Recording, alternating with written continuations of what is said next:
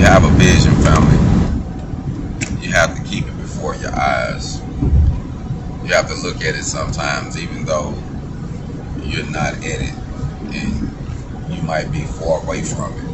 But you look at it and it reminds you of where you're going. It reminds you of what you're struggling for, what you're sacrificing, why are you going through what you're going through, because you got a vision.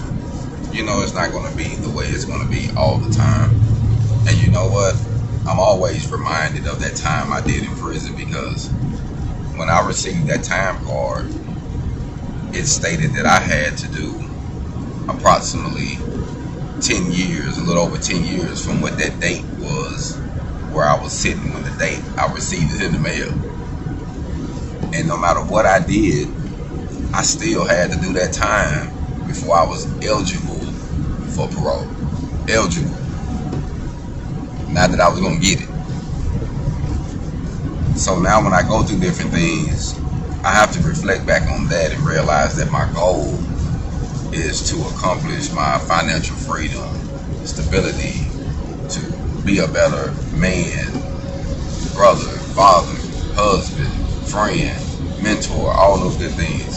And because I know in order for me to do that, I got to grow and get better and face my own flaws and be willing to overcome what needs to be overcome and be willing to sacrifice what I need to sacrifice in order to accomplish these things.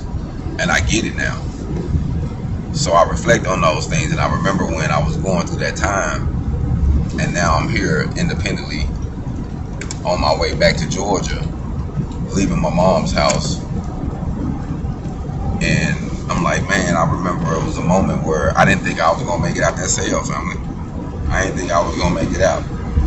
For those who don't know, I caught an extra charge while I was down there. I caught an attempted murder charge for stabbing the guy probably around 13 times, I believe they said.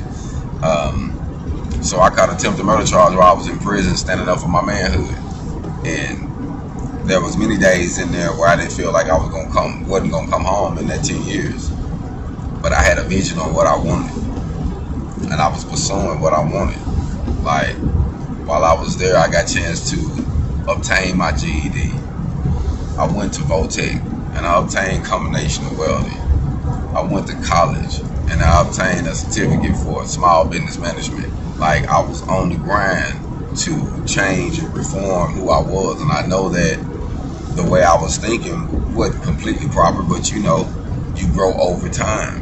So who I was at one level is not who I am today. So if you knew me when I was a teenager, you don't know who I am today. If you knew me when I was 30, you don't know who I am today.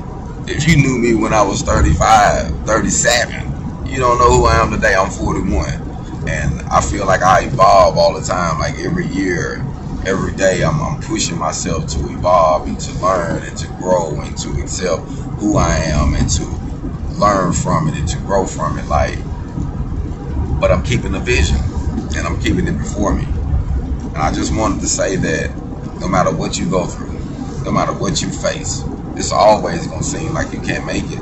It's always going to seem like it's a door that you can't open.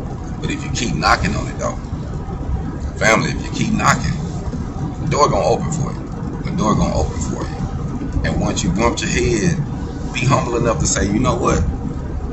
Maybe this ain't the door.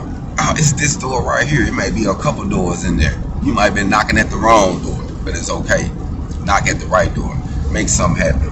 Keep your vision before your eyes. Keep in your HogOn.